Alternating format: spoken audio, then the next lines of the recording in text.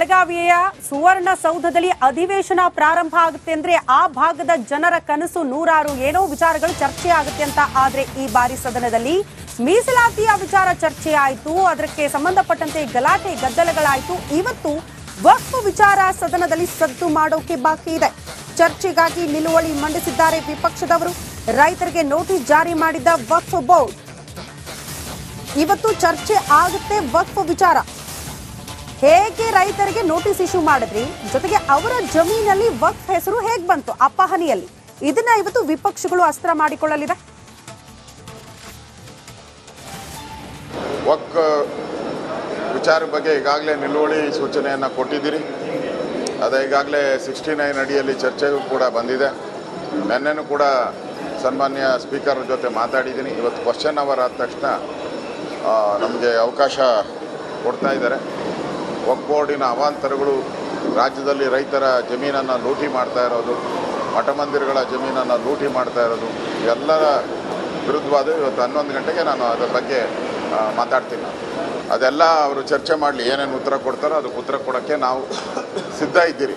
ಆದರೆ ಇವತ್ತು ರೈತರು ಕಂಗಾಲಾಗಿರೋದು ನಿಜ, ಮಠ ಮಂದಿರವು ಕಂಗಾಲಾಗಿರೋದು ನಿಜ. ಈ ಸತ್ಯನ ಯಾವುದೇ ಕಾರಣಕ್ಕೂ ಮುಚ್ಚಿಡೋಕ್ಕೆ ಸಾಧ್ಯನೇ ಇಲ್ಲ. ಕಾಂಗ್ರೆಸ್ ಅವರ ಬಯಲನ್ನು ಮಾಡ್ತೀರಿ ವಕ್ಫ್ ವಿಚಾರವಾಗಿ. ಬೆಳಗಾವಿಯ ಸುವರ್ಣಸೌಧದಲ್ಲಿ ಅಧಿವೇಶನ ಪ್ರಾರಂಭ ಆಗುತ್ತೆ ಅಂದ್ರೆ ಆ ಭಾಗದ ಜನರ ಕನಸು ನೂರಾರು ಏನೋ ವಿಚಾರಗಳು ಚರ್ಚೆ ಆಗುತ್ತೆ ಅಂತ. ಆದ್ರೆ ಈ ಬಾರಿ ಸದನದಲ್ಲಿ ಮೀಸಲಾತಿಯ ವಿಚಾರ ಚರ್ಚೆ ಆಯಿತು, ಅದಕ್ಕೆ ಸಂಬಂಧಪಟ್ಟಂತೆ ಗಲಾಟೆ ಗದ್ದಲಗಳಾಯಿತು. ಇವತ್ತು ವಕ್ಫ್ ವಿಚಾರ ಸದನದಲ್ಲಿ ಸದ್ದು ಮಾಡೋಕೆ ಬಾಕಿ ಇದೆ. ಚರ್ಚೆಗಾಗಿ ನಿಲುವಳಿ ಮಂಡಿಸಿದ್ದಾರೆ ವಿಪಕ್ಷದವರು. ರೈತರಿಗೆ ನೋಟಿಸ್ ಜಾರಿ ಮಾಡಿದ್ದ ವಕ್ಫ್ ಬೋರ್ಡ್. ಇವತ್ತು ಚರ್ಚೆ ಆಗುತ್ತೆ ವಕ್ಫ್ ವಿಚಾರ. ಹೇಗೆ ರೈತರಿಗೆ ನೋಟಿಸ್ ಇಶ್ಯೂ ಮಾಡಿದ್ರಿ, ಜೊತೆಗೆ ಅವರ ಜಮೀನಲ್ಲಿ ವಕ್ಫ್ ಹೆಸರು ಹೇಗೆ ಬಂತು ಅಪಹನಿಯಲ್ಲಿ, ಇದನ್ನ ಇವತ್ತು ವಿಪಕ್ಷಗಳು ಅಸ್ತ್ರ ಮಾಡಿಕೊಳ್ಳಲಿದೆ.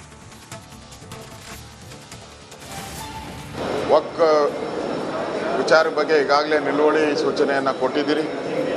ಅದು ಈಗಾಗಲೇ 69 ಅಡಿಯಲ್ಲಿ ಚರ್ಚೆಗೂ ಕೂಡ ಬಂದಿದೆ.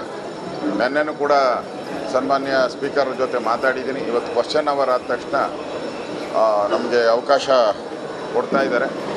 ವಕ್ಫ್ ಬೋರ್ಡಿನ ಅವಾಂತರಗಳು, ರಾಜ್ಯದಲ್ಲಿ ರೈತರ ಜಮೀನನ್ನು ಲೂಟಿ ಮಾಡ್ತಾ ಇರೋದು, ಮಠ ಮಂದಿರಗಳ ಜಮೀನನ್ನು ಲೂಟಿ ಮಾಡ್ತಾ ಇರೋದು, ಎಲ್ಲರ ವಿರುದ್ಧವಾದ ಇವತ್ತು 11 ಗಂಟೆಗೆ ನಾನು ಅದರ ಬಗ್ಗೆ ಮಾತಾಡ್ತೀನಿ. ಅದೆಲ್ಲ ಅವರು ಚರ್ಚೆ ಮಾಡಲಿ, ಏನೇನು ಉತ್ತರ ಕೊಡ್ತಾರೋ ಅದಕ್ಕೆ ಉತ್ತರ ಕೊಡೋಕ್ಕೆ ನಾವು ಸಿದ್ಧ ಇದ್ದೀರಿ. ಆದರೆ ಇವತ್ತು ರೈತರು ಕಂಗಾಲಾಗಿರೋದು ನಿಜ, ಮಠ ಮಂದಿರವು ಕಂಗಾಲಾಗಿರೋದು ನಿಜ. ಈ ಸತ್ಯನ ಯಾವುದೇ ಕಾರಣಕ್ಕೂ ಮುಚ್ಚಿಡೋಕ್ಕೆ ಸಾಧ್ಯನೇ ಇಲ್ಲ. ಕಾಂಗ್ರೆಸ್ ಅವರ ಬಯಲನ್ನು ಮಾಡ್ತೀರಿ ವಕ್ಫ್ ವಿಚಾರವಾಗಿ.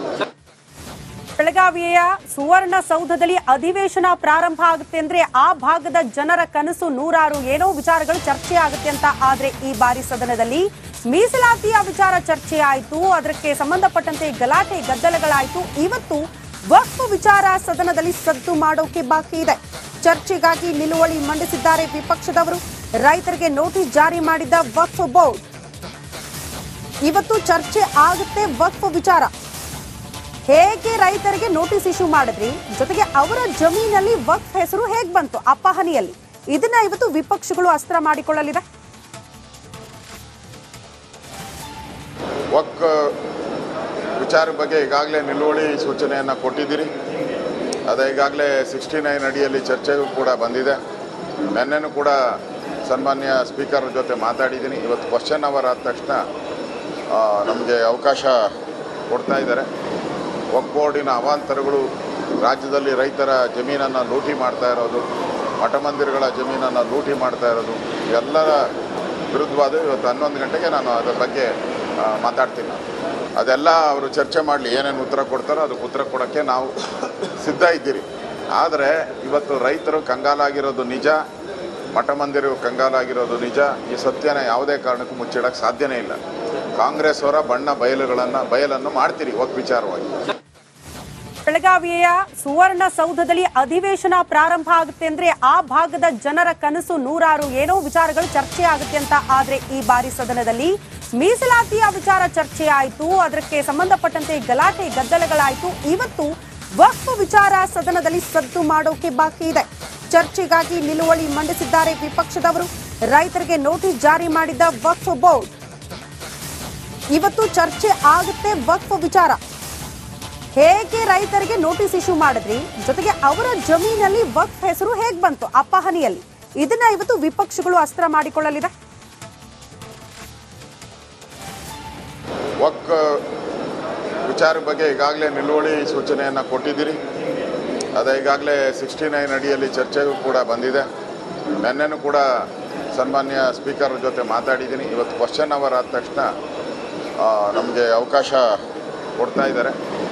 ವಕ್ಫ್ ಬೋರ್ಡಿನ ಅವಾಂತರಗಳು ರಾಜ್ಯದಲ್ಲಿ ರೈತರ ಜಮೀನನ್ನು ಲೂಟಿ ಮಾಡ್ತಾ ಇರೋದು, ಮಠ ಮಂದಿರಗಳ ಜಮೀನನ್ನು ಲೂಟಿ ಮಾಡ್ತಾ ಇರೋದು, ಎಲ್ಲರ ವಿರುದ್ಧವಾದ ಇವತ್ತು 11 ಗಂಟೆಗೆ ನಾನು ಅದರ ಬಗ್ಗೆ ಮಾತಾಡ್ತೀನಿ. ಅದೆಲ್ಲ ಅವರು ಚರ್ಚೆ ಮಾಡಲಿ, ಏನೇನು ಉತ್ತರ ಕೊಡ್ತಾರೋ ಅದಕ್ಕೆ ಉತ್ತರ ಕೊಡೋಕ್ಕೆ ನಾವು ಸಿದ್ಧ ಇದ್ದೀರಿ. ಆದರೆ ಇವತ್ತು ರೈತರು ಕಂಗಾಲಾಗಿರೋದು ನಿಜ, ಮಠ ಮಂದಿರವು ಕಂಗಾಲಾಗಿರೋದು ನಿಜ. ಈ ಸತ್ಯನ ಯಾವುದೇ ಕಾರಣಕ್ಕೂ ಮುಚ್ಚಿಡೋಕ್ಕೆ ಸಾಧ್ಯನೇ ಇಲ್ಲ. ಕಾಂಗ್ರೆಸ್ ಅವರ ಬಯಲನ್ನು ಮಾಡ್ತೀರಿ ವಕ್ಫ್ ವಿಚಾರವಾಗಿ. ಬೆಳಗಾವಿಯ ಸುವರ್ಣಸೌಧದಲ್ಲಿ ಅಧಿವೇಶನ ಪ್ರಾರಂಭ ಆಗುತ್ತೆ ಅಂದ್ರೆ ಆ ಭಾಗದ ಜನರ ಕನಸು ನೂರಾರು, ಏನೋ ವಿಚಾರಗಳು ಚರ್ಚೆ ಆಗುತ್ತೆ ಅಂತ. ಆದ್ರೆ ಈ ಬಾರಿ ಸದನದಲ್ಲಿ ಮೀಸಲಾತಿಯ ವಿಚಾರ ಚರ್ಚೆ ಆಯಿತು, ಅದಕ್ಕೆ ಸಂಬಂಧಪಟ್ಟಂತೆ ಗಲಾಟೆ ಗದ್ದಲಗಳಾಯಿತು. ಇವತ್ತು ವಕ್ಫ್ ವಿಚಾರ ಸದನದಲ್ಲಿ ಸದ್ದು ಮಾಡೋಕೆ ಬಾಕಿ ಇದೆ. ಚರ್ಚೆಗಾಗಿ ನಿಲುವಳಿ ಮಂಡಿಸಿದ್ದಾರೆ ವಿಪಕ್ಷದವರು. ರೈತರಿಗೆ ನೋಟಿಸ್ ಜಾರಿ ಮಾಡಿದ್ದ ವಕ್ಫ್ ಬೋರ್ಡ್. ಇವತ್ತು ಚರ್ಚೆ ಆಗುತ್ತೆ ವಕ್ಫ್ ವಿಚಾರ. ಹೇಗೆ ರೈತರಿಗೆ ನೋಟಿಸ್ ಇಶ್ಯೂ ಮಾಡಿದ್ರಿ, ಜೊತೆಗೆ ಅವರ ಜಮೀನಲ್ಲಿ ವಕ್ಫ್ ಹೆಸರು ಹೇಗ್ ಬಂತು ಅಪಹನಿಯಲ್ಲಿ, ಇದನ್ನ ಇವತ್ತು ವಿಪಕ್ಷಗಳು ಅಸ್ತ್ರ ಮಾಡಿಕೊಳ್ಳಲಿದೆ. ವಕ್ಫ್ ವಿಚಾರ ಬಗ್ಗೆ ಈಗಾಗಲೇ ನಿಲುವಳಿ ಸೂಚನೆಯನ್ನು ಕೊಟ್ಟಿದ್ದೀರಿ. ಅದೇ ಈಗಾಗಲೇ 69 ಅಡಿಯಲ್ಲಿ ಚರ್ಚೆಗೂ ಕೂಡ ಬಂದಿದೆ. ನಿನ್ನೆನೂ ಕೂಡ ಸನ್ಮಾನ್ಯ ಸ್ಪೀಕರ್ ಜೊತೆ ಮಾತಾಡಿದ್ದೀನಿ. ಇವತ್ತು ಕ್ವಶನ್ ಅವರ್ ಆದ ತಕ್ಷಣ ನಮಗೆ ಅವಕಾಶ ಕೊಡ್ತಾ ಇದ್ದಾರೆ. ವಕ್ಫ್ ಬೋರ್ಡಿನ ಅವಾಂತರಗಳು ರಾಜ್ಯದಲ್ಲಿ ರೈತರ ಜಮೀನನ್ನು ಲೂಟಿ ಮಾಡ್ತಾ ಇರೋದು, ಮಠ ಮಂದಿರಗಳ ಜಮೀನನ್ನು ಲೂಟಿ ಮಾಡ್ತಾ ಇರೋದು, ಎಲ್ಲರ ವಿರುದ್ಧವಾದ ಇವತ್ತು 11 ಗಂಟೆಗೆ ನಾನು ಅದರ ಬಗ್ಗೆ ಮಾತಾಡ್ತೀನಿ. ಅದೆಲ್ಲ ಅವರು ಚರ್ಚೆ ಮಾಡಲಿ, ಏನೇನು ಉತ್ತರ ಕೊಡ್ತಾರೋ ಅದಕ್ಕೆ ಉತ್ತರ ಕೊಡೋಕ್ಕೆ ನಾವು ಸಿದ್ಧ ಇದ್ದೀರಿ. ಆದರೆ ಇವತ್ತು ರೈತರು ಕಂಗಾಲಾಗಿರೋದು ನಿಜ, ಮಠ ಮಂದಿರವು ಕಂಗಾಲಾಗಿರೋದು ನಿಜ. ಈ ಸತ್ಯನ ಯಾವುದೇ ಕಾರಣಕ್ಕೂ ಮುಚ್ಚಿಡೋಕ್ಕೆ ಸಾಧ್ಯನೇ ಇಲ್ಲ. ಕಾಂಗ್ರೆಸ್ ಅವರ ಬಯಲನ್ನು ಮಾಡ್ತೀರಿ ವಕ್ಫ್ ವಿಚಾರವಾಗಿ. ಬೆಳಗಾವಿಯ ಸುವರ್ಣಸೌಧದಲ್ಲಿ ಅಧಿವೇಶನ ಪ್ರಾರಂಭ ಆಗುತ್ತೆ ಅಂದ್ರೆ ಆ ಭಾಗದ ಜನರ ಕನಸು ನೂರಾರು, ಏನೋ ವಿಚಾರಗಳು ಚರ್ಚೆ ಆಗುತ್ತೆ ಅಂತ. ಆದ್ರೆ ಈ ಬಾರಿ ಸದನದಲ್ಲಿ ಮೀಸಲಾತಿಯ ವಿಚಾರ ಚರ್ಚೆ ಆಯಿತು, ಅದಕ್ಕೆ ಸಂಬಂಧಪಟ್ಟಂತೆ ಗಲಾಟೆ ಗದ್ದಲಗಳಾಯಿತು. ಇವತ್ತು ವಕ್ಫ್ ವಿಚಾರ ಸದನದಲ್ಲಿ ಸದ್ದು ಮಾಡೋಕೆ ಬಾಕಿ ಇದೆ. ಚರ್ಚೆಗಾಗಿ ನಿಲುವಳಿ ಮಂಡಿಸಿದ್ದಾರೆ ವಿಪಕ್ಷದವರು. ರೈತರಿಗೆ ನೋಟಿಸ್ ಜಾರಿ ಮಾಡಿದ್ದ ವಕ್ಫ್ ಬೋರ್ಡ್. ಇವತ್ತು ಚರ್ಚೆ ಆಗುತ್ತೆ ವಕ್ಫ್ ವಿಚಾರ. ಹೇಗೆ ರೈತರಿಗೆ ನೋಟಿಸ್ ಇಶ್ಯೂ ಮಾಡಿದ್ರಿ, ಜೊತೆಗೆ ಅವರ ಜಮೀನಲ್ಲಿ ವಕ್ಫ್ ಹೆಸರು ಹೇಗ್ ಬಂತು ಅಪಹನಿಯಲ್ಲಿ, ಇದನ್ನ ಇವತ್ತು ವಿಪಕ್ಷಗಳು ಅಸ್ತ್ರ ಮಾಡಿಕೊಳ್ಳಲಿದೆ. ವಕ್ಫ್ ವಿಚಾರ ಬಗ್ಗೆ ಈಗಾಗಲೇ ನಿಲುವಳಿ ಸೂಚನೆಯನ್ನು ಕೊಟ್ಟಿದ್ದೀರಿ. ಅದೇ ಈಗಾಗಲೇ 69 ಅಡಿಯಲ್ಲಿ ಚರ್ಚೆಗೂ ಕೂಡ ಬಂದಿದೆ.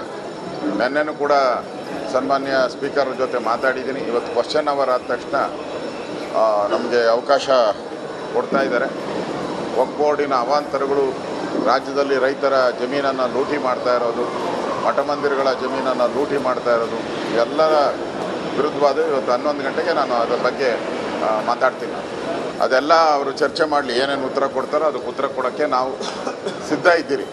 ಆದರೆ ಇವತ್ತು ರೈತರು ಕಂಗಾಲಾಗಿರೋದು ನಿಜ, ಮಠ ಮಂದಿರವು ಕಂಗಾಲಾಗಿರೋದು ನಿಜ. ಈ ಸತ್ಯನ ಯಾವುದೇ ಕಾರಣಕ್ಕೂ ಮುಚ್ಚಿಡೋಕ್ಕೆ ಸಾಧ್ಯನೇ ಇಲ್ಲ. ಕಾಂಗ್ರೆಸ್ ಅವರ ಬಯಲನ್ನು ಮಾಡ್ತೀರಿ ವಕ್ಫ್ ವಿಚಾರವಾಗಿ.